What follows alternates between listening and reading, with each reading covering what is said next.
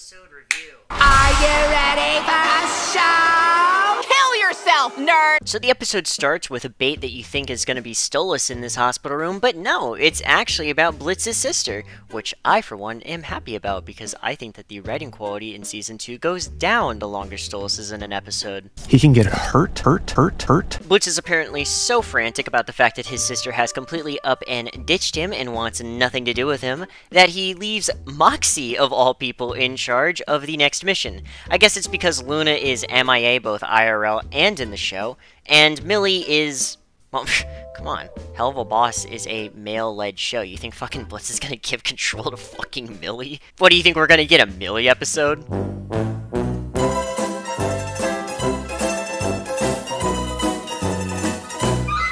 And I kind of want to talk about the setup of this operation here, right?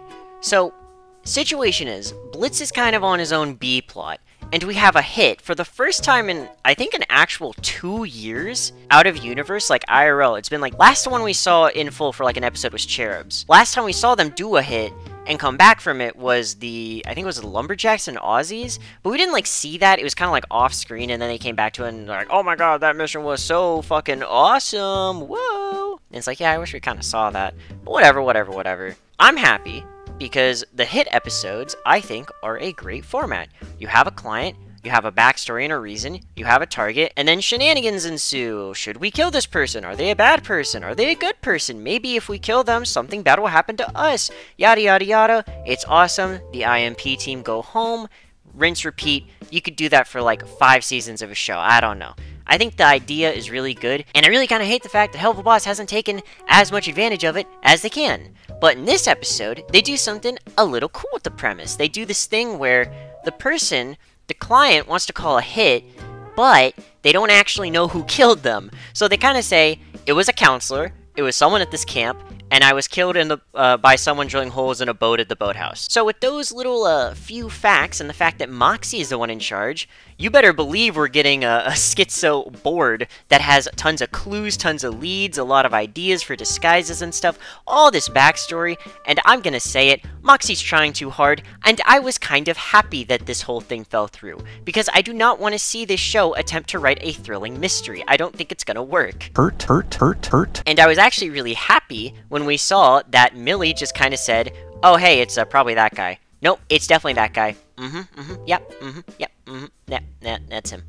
Yeah, that's him. Because I'm kind of more of a fan of the simpler plots of the show. So if this is just an episode where Moxie keeps getting butthurt because his ideas don't pan out as him being leader because he's not a fucking leader, that's just not who he is. He's an insecure brat. When he is in charge of stuff, he usually gets really petty and insecure. I think I will probably like this episode. One thing though, where the fuck is the book? How did they get here? I didn't see no portal.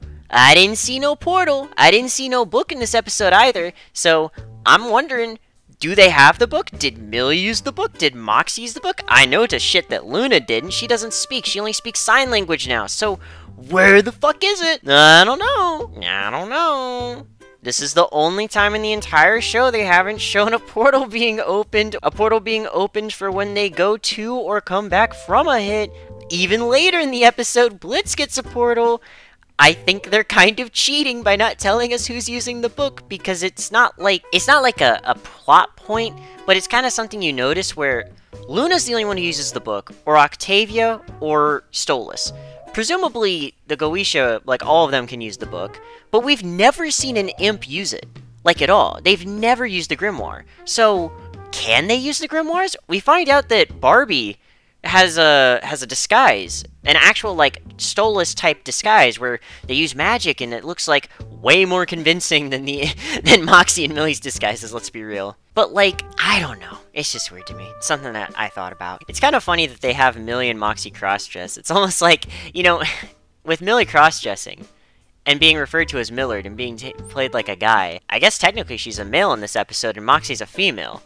Which means that Moxie, by all this logic, should get sidelined while Millie actually takes control of the plot and gets to do, like, all of the important shit. That would be really funny if, like, the one episode that actually develops Millie is the one where she's cross-dressing. There's no shot, right? I mean, it's a male-led show. No, they wouldn't fucking do that. It's not gonna be a Millie episode. There's no way. So, yeah, Moxie devises his entire plan. For some reason, he makes them cross-dress. I have no idea why. And we see, like, cuts to Blitz trying to figure out where his sister went. Whatever. He finds a crystal, opens a portal, blah, blah, blah. I'm skipping over a lot of shit, because a lot of stuff, like, I just don't care about. But Millie is kind of, like, risen it up out there. Like, Millard is going ham. Everyone at camp loves Millard, and everyone at camp hates Maxine, because Maxine's a bitch, and people don't like bitches. At least not bitches like this. I want him dead so badly! When Moxie started doing the, like, Valley Girl voice, I was like, ooh, physically cringing. Please shut the fuck up. I get it's supposed to be annoying, but this is, like, I don't know how to explain it. This makes me violent, and I want to stop hearing it. And I kind of was happy when all the other girls started roasting the shit out of Moxie, but, like, okay, I have to bring this up, right?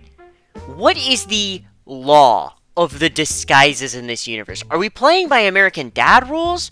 Do they need a disguise? Do they not? Like, if I have Moxie in front of me, and I'm a normal human in the Hell of a Boss universe, I feel like I would notice someone with red skin. These characters roast Moxie, and I know it's for a joke. They roast Moxie for the imp features, like the fucked up legs, which, yeah, to be fair, Moxie does have the most, like, unique legs out of anyone in IMP. He's also got really red skin, like all the fucking imps. So, like, but, like, Millie gets a pass, right? And I get that it's for a joke. But in Seeing Stars, they don't have disguises at all, and it's fine.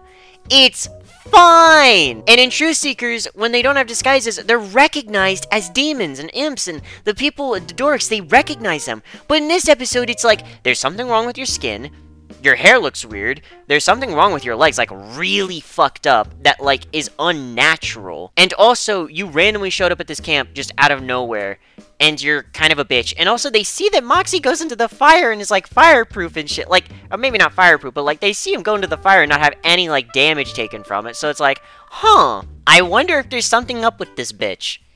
But no, I mean, the episode's not going to focus on that, because, like, God forbid we bring the dorks back. Or maybe, hey, maybe some of the photos of Millard and...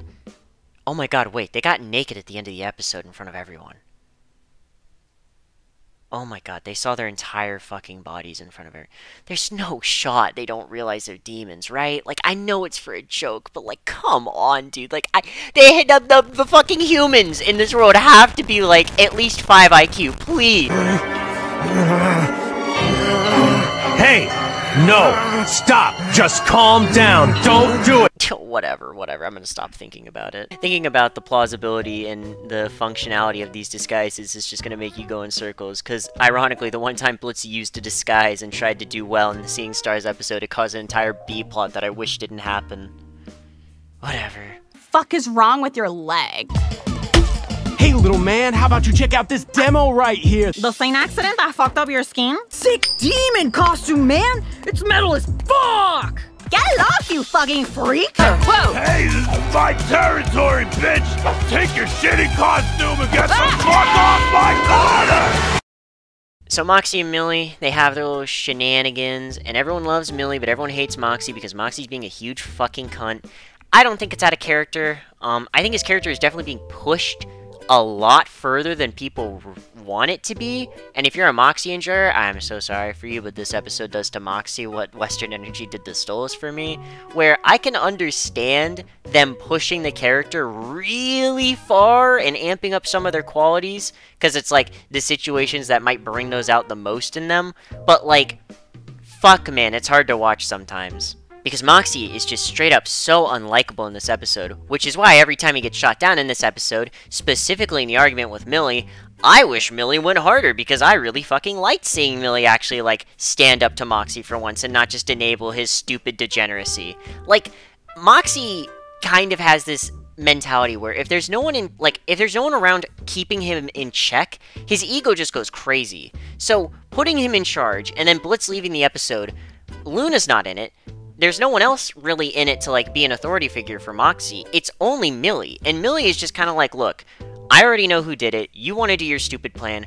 We'll do it just to make you feel better, whatever. And then Moxie's still fucking complaining when he can't get anything done because he's like, oh, Millie, now you're in the way. You're the one fucking everything up. It's because the people, they won't focus on you. And it's like, you could have been investigating this whole time. And then we later see him try to do that, and it doesn't work at all because he's just fucking inept because that's not his strength. If Blitz were here on this mission, he would have just gone to the boathouse and shot the guy in the head. Like, he would have just done that.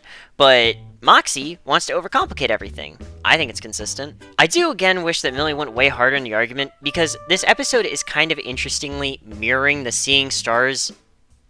What was it? A, B, C... What, the D plot of Seeing Stars? Oh my god. It's mirroring the D plot of Seeing Stars, where Moxie kind of just wanted to get famous off of, like, singing music and buying albums and stuff or whatever, and Millie enabled him, and it was just kind of like, okay, sure, we'll do this instead of going and doing the actual mission. But this time, Millie said, fuck you. If you wanted to do the mission, you could. This isn't about the mission. You don't care about that. You're jealous, and you're insecure, and you need to grow the fuck up. Husband? But Millie doesn't, like, bring up the Seeing Stars situation at all. She references something that happened last week, which I assume is Western Energy. Or maybe X's and O's.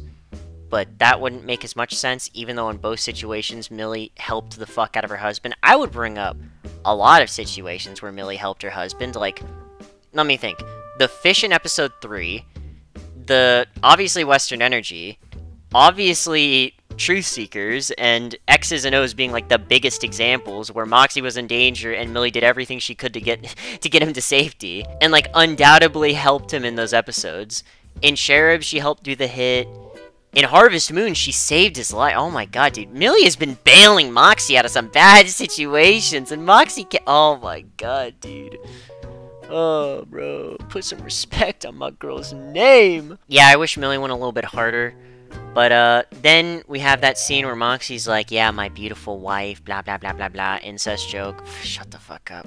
Incest joke. And then, it's kind of a touching scene, though, because it's like, fuck, you know, Moxie realizes he fucked up. Blah, blah, blah. He's gonna go do the mission. He's gonna let Millie have her moment. And I kind of like the fact that Millie isn't involved in the final fight directly. She just gets to vibe and enjoy her moment, because, like, her drama isn't with Barb, and Moxie has to prove himself by, like, finishing the job.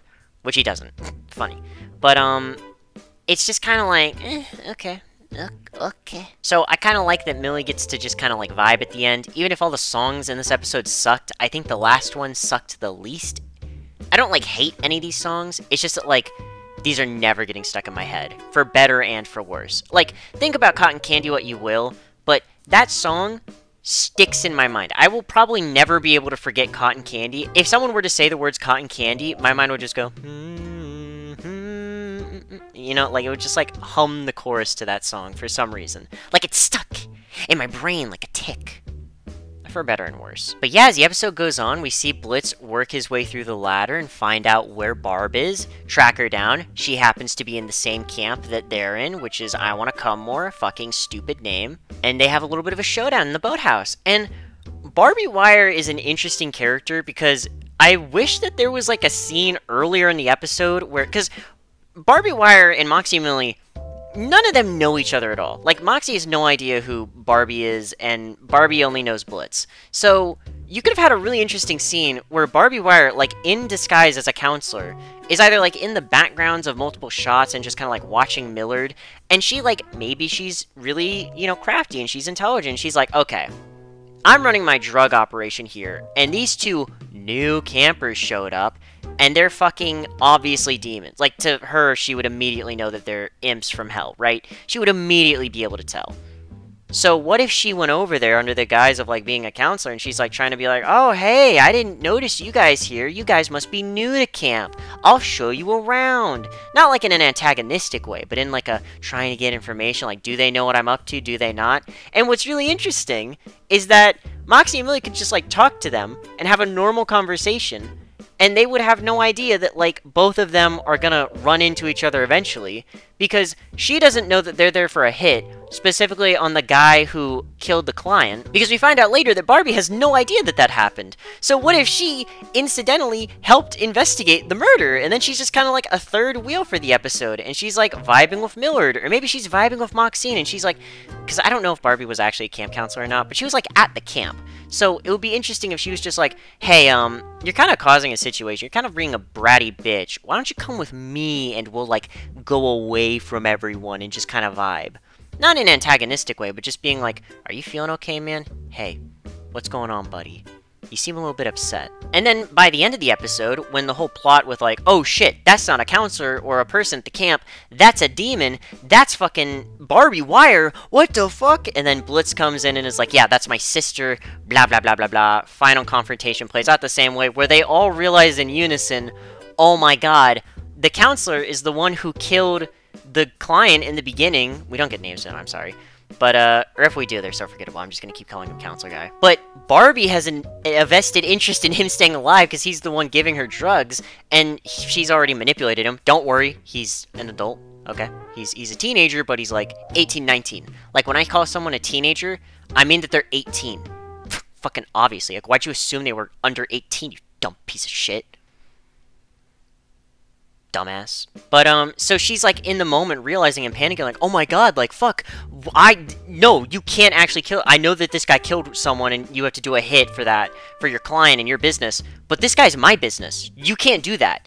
And then they get into a fight. And it feels a lot more organic and natural. I mean, we see that Barbie Wire is in the, like, boathouse shed in the beginning with her red eye, but I think it would be really cool if, like, you just had that added element, because then, one, we get more time with Barbie Wire as a character, which would be nice, because she didn't really do much in this episode, which I'm fine with, but I wish she had more to do, because I feel like some of this episode was kind of like filler, and you could have cut it.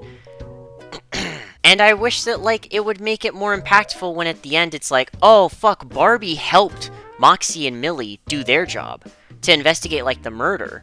And then Blitz comes along, and, you know, she still is of the opinion, like, oh my god, you guys were working with fucking Blitz? Of course you were! And Blitz comes into my life and puts me out of a job again! He's only ruining shit, reinforcing her beliefs that she shouldn't be involved with him at all, and then she just storms out and fucking leaves. It would make her character feel a lot more like, oh my god, she helped us, and we fucked her over.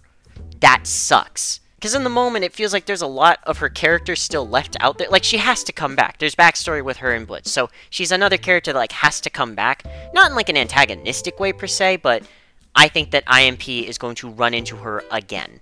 And then, they transition back into the office. Luna's there, practicing sign language for when she gets a role in the next episode. And then Moxie gets shot down in probably the funniest, like, moment of the entire episode, where Blitz just kind of says that he's fucking horrible at his job. Which is nice. And then the episode just kind of ends. So, you know, in spite of everything, I'm gonna be honest. I kind of liked this episode. I think out of all the episodes of Season 2 so far, this one's probably my favorite. Actually, no, not probably. It just is. And my reasoning is just because it's a simple little hit plot, you know? I pretty much enjoyed it. I liked it. I didn't mind it too much. I don't think there were any moments that were like, he can get hurt tier or tad limited. But, I do think if this episode had been, like, rewritten once, like, redrafted 1 to 2 more times, I think this is actually a really strong episode, because I like a lot of the ideas that are present in this episode. And I don't think that anything was done, like, abhorrently. The only thing I think that was really fucking dumb was the incest jokes, and maybe, like, a couple of things continuity-wise, like the book and the disguises. But those aren't things that are, like, ruined in this episode per se. That's wider issues I have with the show. So if I take my problems with, like, this episode in and of itself in isolation, I think the humor is a complete hit or miss, because this was the funniest episode of Season 2 in my opinion, but also the least funniest. And then the songs were, like, probably the weakest part of the episode, just outright. Like, I think the background music of the Beelzebub episode was way better than most of the background music in this. So overall, my rating for the episode is, like, I really liked it. It's like an 8 out of 10. I kind of wonder what Sarcastic Chorus thought of it, because I kind of ragged on him for the last time that I did one of these reviews, so I'm kind of curious what he thinks. I think I'm gonna massacre this episode. Unhappy Campers is the 5th episode of Helva Boss's 2nd season, and I didn't particularly care for it. Which, as the show's resident shill and clickbait whore, That is really saying something. Like, I don't know, gang. Well, this one has a ton of ideas that I like. From Millie fucking finally getting the spotlight, to the show exploring the toxic side of the M&M's relationship, not to mention Blitz's sister appearing, but for everything that it does right, for every idea that I love, the episode undercuts it with some stuff that I just cannot stand. Namely Moxie, being at a level of petty that feels incredibly out of character. Oh, his first impressions were the exact opposite. Do we just have inverted opinions? Fuck, that's really funny. Or at least that's what I would have said. So later in that video, he talked about how he actually did end up liking the ideas, and his thoughts kind of more closely matched mine in this video. But that is really fucking funny. Hey, I guess it paid to delay this video a little bit after all. But yeah, those are my thoughts. Bye. He can get hurt.